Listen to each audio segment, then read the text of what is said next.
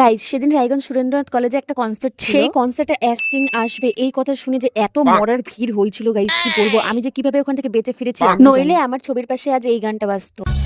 चला गया चांद कहाँ आसमां আনা গাইজ বেঁচে আছি, এটা ভেবে এত খুশি হওয়ার চলো তাহলে প্রথম থেকে শুরু করি।